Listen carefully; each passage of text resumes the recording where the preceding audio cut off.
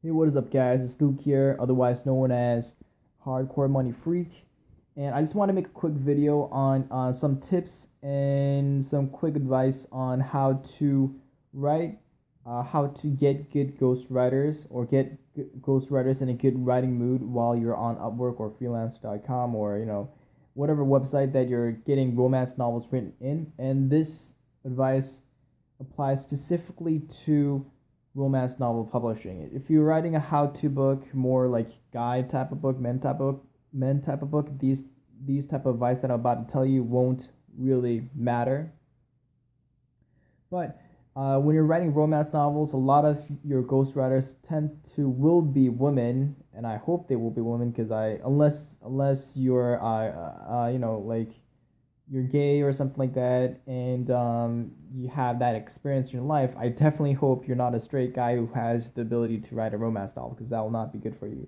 Or if you're a woman, then you already know this stuff. But this video is more for guys who are still interested in getting into romance novel because it is a fairly big niche, and romance novel is one of those genres that is dominated by women, and guys getting into it can be rather reluctant or not know what they're doing. So I'm just trying to give some tips on how to communicate with your writers so that you can produce quality work. Now, quality work versus actually marketing and selling your books are two different things, but I just want to focus on the former and just some people might be worried about getting quality books and they don't know how to do this. So I'm just showing you how to talk about these things over chat. And one tip that I'm going to give you guys right now is I'm going to give you guys a quick explanation of the numbers 1 to 10 and what they mean to women.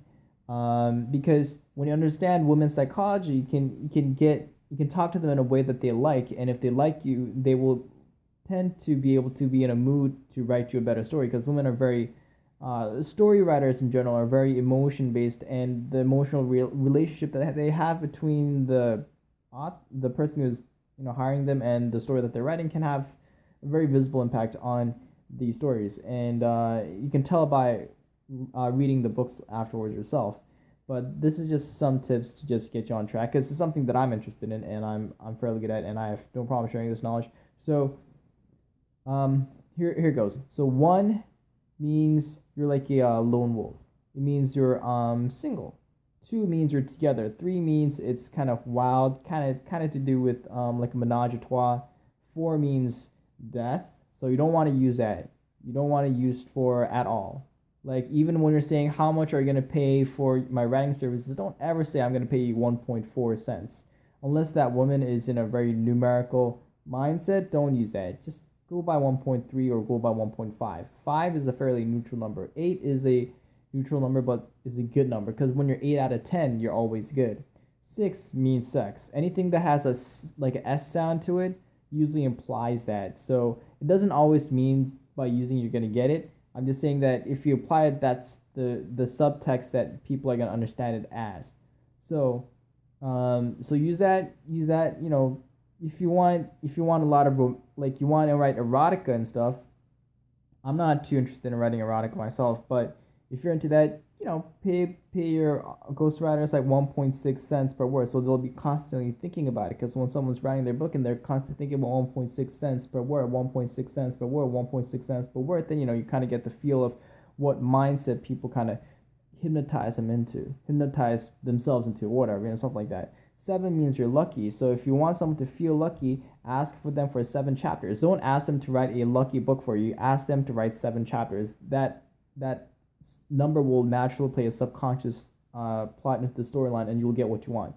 Nine means a gun, like Tech Nine, like a gun or a 9 millimeter gun. So nine usually means something that's hard, like war. So it doesn't really have that much to do with romance unless you want something like nine at the ending. So I want the ninth chapter to be to the ending. It means you want to have like a very hard ending, like a very romantic, like climax of a climax ending where the story just completely unravels. So that's kind of what it means. And yeah, I know those are the numbers. And don't ever use zero. Zero means basically no children. So you don't want to use zero in romance novels. It will ruin your novel, or it will ruin your ghostwriters. If she's a woman, a female, it will ruin her motivation to write you a good one. So don't ever use that. Stick with twos and threes. and that's you can use it in their chat services, or like, like I want 2 books, or I want like 2 happy chapters before the third chapter they get pregnant, or something like that. So that's just a quick advice on how to use numbers to chat, and just help your ghostwriters like have a good relationship, so that you can get a good book, quality book that you can publish.